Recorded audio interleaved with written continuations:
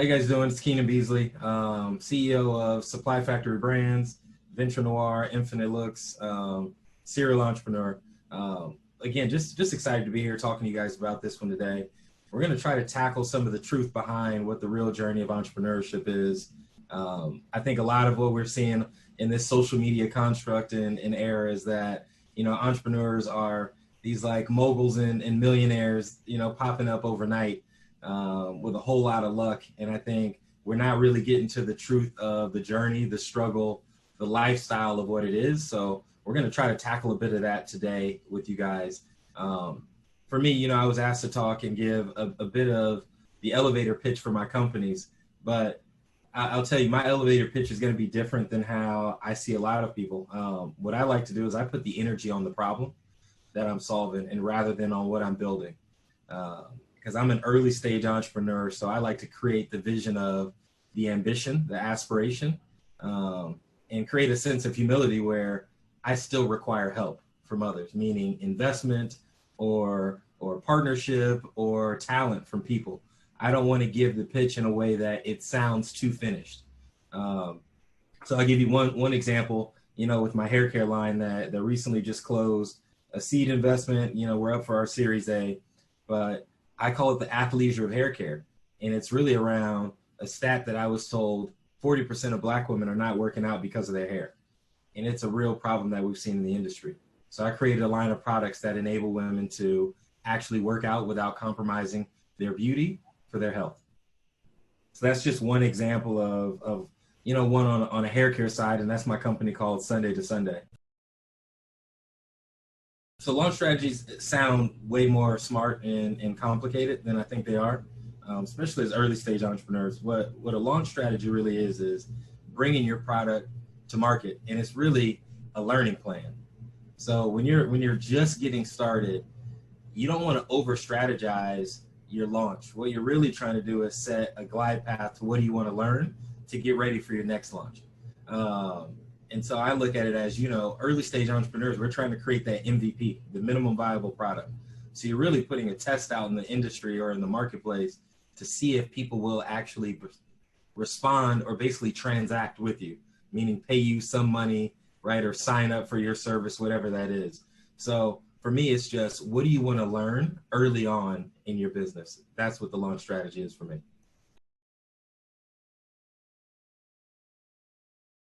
Number one thing you want to figure out with any business that you're building is what problem are you solving? So you need to be intimately familiar with your customer, right? Or that end user. So you need to understand what problems are they having? What solutions are they seeking? And from there, then it's about determining, well, one, how do you solve that? And then how do you solve that in a unique and differentiated way?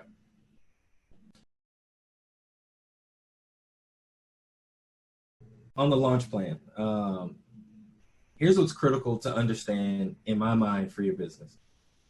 One, make sure you can clearly articulate how you're going to make money. So understand your revenue model. Two, understand your investment model, meaning what are you going to do if you get $1 and how does that go towards making your revenue or that KPI that you want people to focus on? So that's just your business fundamentals. In terms of your launch strategy,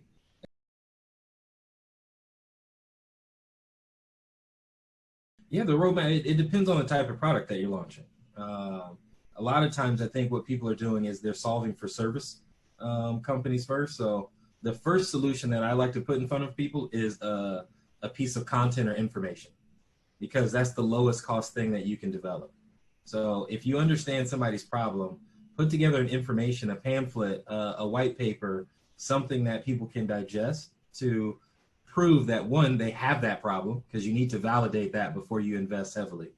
Two, are they willing to transact with you by giving you their email or some nominal amount of money to get the information to solve that problem that you've now validated? So that's the first thing. After that, then you want to continue to build your product roadmap on furthering that solution. So you're never going to get to the full solution to solve the world's problems, right? Or those customers' problems in your first iteration. You're going to continually build on that one. But start with information and then work your way into more of the physical products. So we're talking about pre-launch strategy. Here's the number one thing for entrepreneurs: have a bias to action. Just go. Don't over strategize, overthink, because then you get into that, cobbler's dilemma. You're overthinking and you're overworking your solution. And it's not about what you think. The first thing that you really need to understand is, what do your end users, the customers, think about your product or your solution or the company that you're building? So your pre-launch strategy is just you making sure you have the resources to get out and market, and do that as quick as possible. You don't want to get caught up in that pre-launch phase for too long, because it'll actually then start to get intimidating, and then the stakes get higher and higher for your launch. You want to keep everything as minimal as possible. So don't spend a lot of time at pre-launch. I'll tell you right now, just get out and market and figure it out from there. Learn and iterate quickly.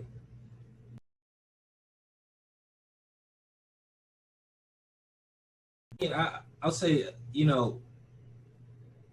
probably one of the more interesting launches that I did in my corporate time. And so I'll give you a story back in Procter and Gamble. So I was the Tide brand manager at the time, and this is I'm aging myself, but this was at a time where yoga pants were becoming popular, right? And Under Armour and really the elastic type workout wear was trending.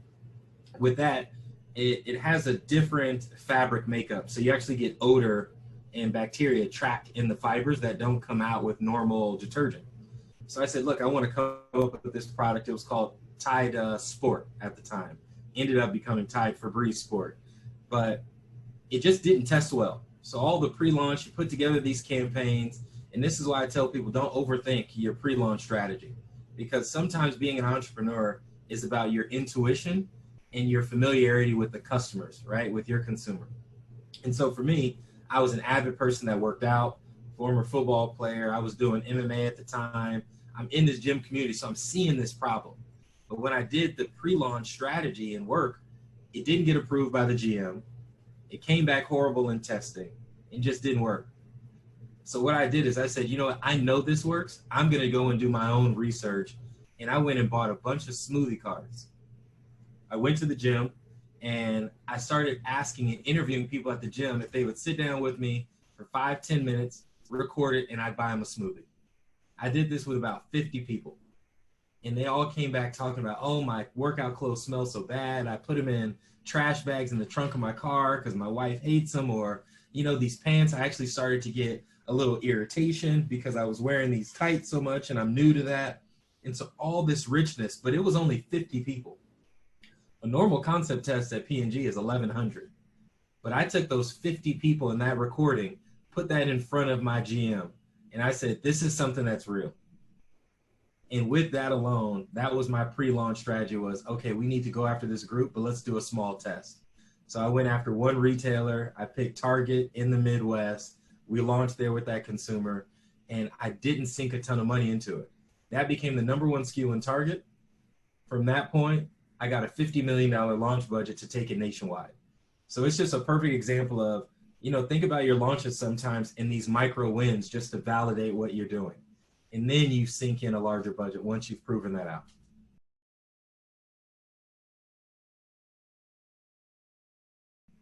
Look, I mean, press is an interesting thing, and I think it depends on the stage of what you're at. Because press can be used to validate the entrepreneur, or press can be used to validate the product. I think the first thing that you want to do is validate yourself as an entrepreneur and build that trust and credibility. So I look at press as credibility assets, right? You can think you're the greatest person in the world, and I love myself, right? I think I'm amazing. But here's the thing, it's just me. So if Forbes allows me to write on their platform, or CNN puts me in, and does an article on me, that gives credibility to anyone else looking at me and looking to do business with me. So I'm a big believer in entrepreneurs trying to find ways to get those credibility assets as they're seeking additional resources. You want to be a trusted and credible individual that is known as the visionary, because that's what you have to be. And so those outside, entities help a ton with that.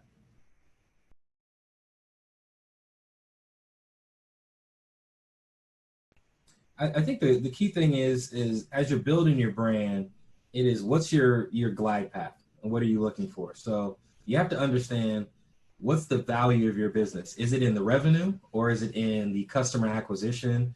Whatever that key metric is, right? That KPI, key performance indicator for your business, that's what you're tracking, and that's what you pay attention to. So if you have pitched your business and you got funding, that means you pitched your business with a clear scale roadmap, meaning it was revenue, customers, technology, IP, whatever that story is.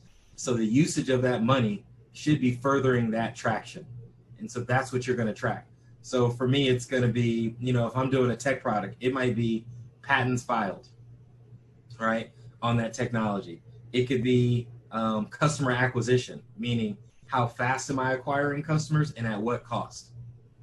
Then it's going to be retention at times, right? So I look at a retention, meaning as I acquire those customers, how many of them are coming back?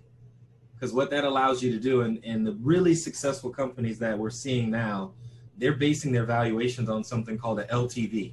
It's a lifetime value, meaning that if I acquire a customer, let's say for $100, they may only spend $20 with me on that time, meaning I've lost money, right? I lost 80. But if they come back every month for 3 years, well, now that customer is worth a whole lot more. So I'm ROI positive in the LTV model.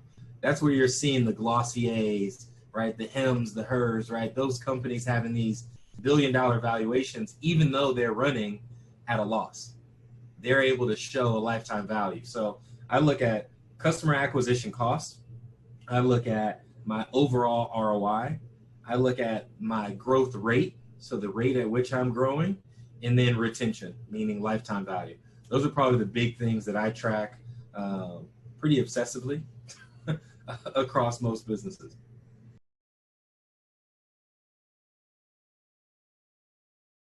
No, I mean, the good thing right now with data collection, especially in the digital, environment, is you can use Google Analytics for most of your stuff. If you're doing some, small buys, especially on Facebook or Google, you get all of those metrics in your ad manager accounts. So right now, thankfully, data is right at our fingertips, so you don't have to pay for these, extremely costly software platforms, at least until you scale and you get a pretty sizable business.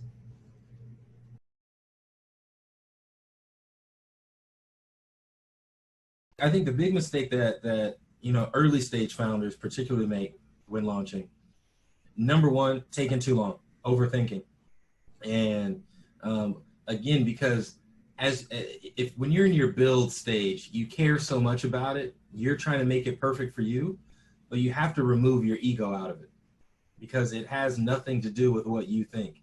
You have to get it into the hands of that user.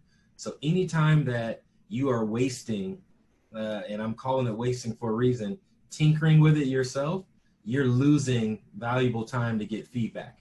And feedback is what you want. I think the second, which is a follow-on to that, is the fear. It's the fear of the failure, the mistake, of something not being perfect. And you really have to get over that because you'll never have a perfect product, right? There are no perfect companies out there.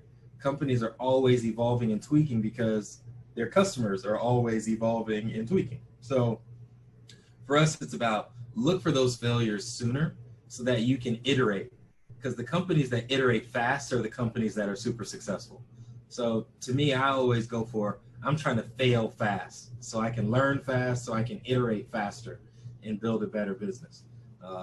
And so those are just some of the common themes that I see with early stage founders. The other is, I think, too much reliance on investors.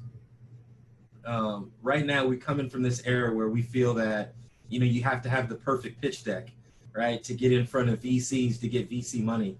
And I think the reality is very few companies receive venture capital. So we need to get to the point where we're focused on building sustainable businesses that we're proud of. And if you have that, guess what? Investors will want to invest. That's what it is. But step one is understand how to make money before you start to craft and create a perfect pitch, right? Because the perfect pitch is the one that customers are paying you for. It's not to investors. You know, any day of the week, if you ask me, do I want sales or do I want investment? I want sales. That's always a win.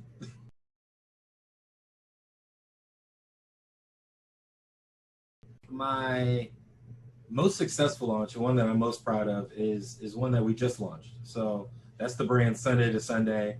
It's our textured hair care line. Um, I'm really proud of the team and how they performed through all of the adversity.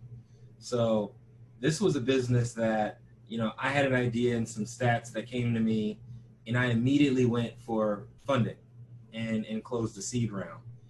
But from there, then started all of the build process, right? Because the more money you raise, the more pressure you're under, in a lot of ways. And so for me, it was a ton of pressure. But we took a small team and went through all of the adversity. We had all the supply chain issues as a result of COVID, pulling products from Asia. So we were seeing the delays as soon as January. So we had delays in January, February. You had Chinese New Year, more delays. Then you had global pandemic where you couldn't get things out and goods transferred. We were making products in Spain. Spain was on lockdown. Couldn't get my products out of there. So we were delayed from basically February to the end of May. Um, and what I was really proud of the team was, one, reducing cost, right, and getting really lean in our OpEx, which I was extremely proud of the team. And then coming up and using that time to build more content and pivot into a one recession-proof model, but a pandemic-proof model, meaning, hey, let's understand the new change in behaviors. So I think they did an incredible job with slight pivot during that time period, to get to a great launch. And we've been growing, you know, at double-digit rates week over week, which has been incredible, since launch. So definitely one of my most proud, you know, launches and brands, and super proud of the team. Uh, I'd say a failure is one that people don't actually think publicly is a failure, but I'll explain why. And it was actually my ad agency, Black Box. So you know, I spent a little over 5 years building an ad agency in New York City that, you know, started to get a lot of buzz in terms of the name and the press and the clients that we had. And I think we made some good revenue. But the problem is I'm an entrepreneur to build things that are sold. All right. I want to sell them. I want to go public. I want to get to that liquidity event and wealth building, you know, activity on these brands. And as I was building Black Box, it just wasn't the right business model. And so as successful as it was, and you know, we were making a couple $1 million a year on that business, but there was no real value in it. And I didn't understand that until I was 5 years in and really looking at, hey, maybe I can raise some money and try to expand this business and grow faster. It didn't have the right scale model because it was so people based and time intensive. So it didn't have the right structure. And that's why, you know, I took something that was an ad agency and really morphed it into a venture studio, meaning a product house, because then I can create IP that then can scale, sell off, exit, etc. So for me, it's something that I'm very well known for, but I actually think it was a failure, and a lot of that is because it took 5 years.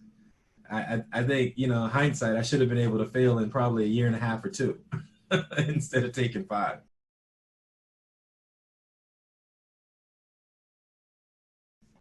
For me, I mean, communication with the teams are, in a way, simple to me. One, I ensure that the vision is always clear. So I'm a big believer that we don't work for people or have bosses. We all work for a vision, right? So we're all subservient to it. So that's one thing that I use as always the guiding star for the business. And with that, then who is a part of that vision? It has to be the customer, the people that you're serving. So for me, if you focus on those two things, change is inevitable because those people will continuously change. And so you're actually just getting the team to adjust to the customer base. And again, those two things allow you to remain humble and ensure that the focus is not actually on you, but on serving that vision and serving the people that are a part of that vision. And that's how I communicate with our teams. And that's what I think makes any sort of pivot feel almost natural, because you're just trying to find ways to serve that person that you've already signed up for.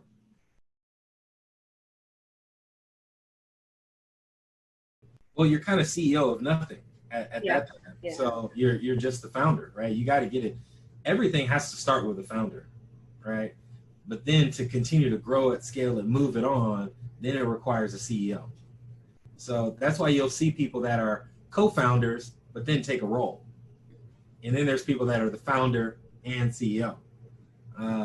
So you're always going to need a chief executive. I think a great example of that is, honestly, they were one of the fastest growing companies for years in Europe, but it's called Gymshark. Phenomenal company in kind of the athleisure, sportswear, apparel, launched out of the UK. Really young founder, this guy, Ben Francis. I want to say he founded the company at 21-ish, something like that. 7 years later, they just got $1 billion valuation in the first time he's taken on funding. So he had never taken outside funding in 7 years, grew it organically. First funding round, it's $1 billion business. Now, here's what's really interesting. He's the founder, had a lot of co-founders with him, some of his, his friends, built the company organically, got to a point where he said, hey, this company now needs an executive. He went and hired the former CEO of Reebok to be the CEO.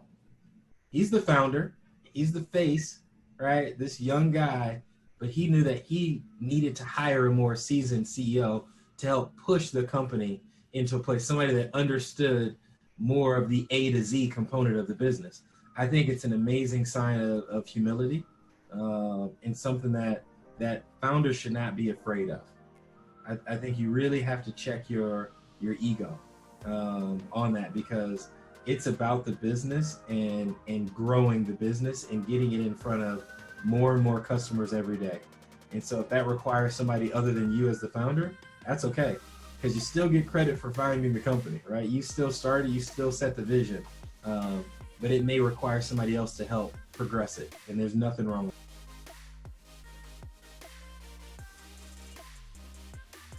I think what's key for a lot of entrepreneurs as we're going through the process of starting, building, scaling a company, is to understand what your role is as the CEO.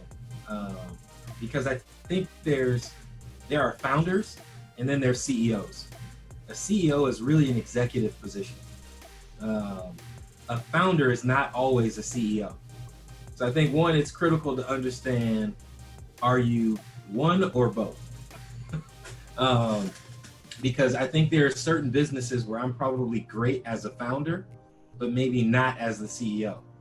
And then others where I think I am well suited to be both. And the reason I say that is because the role of a founder is to get something started.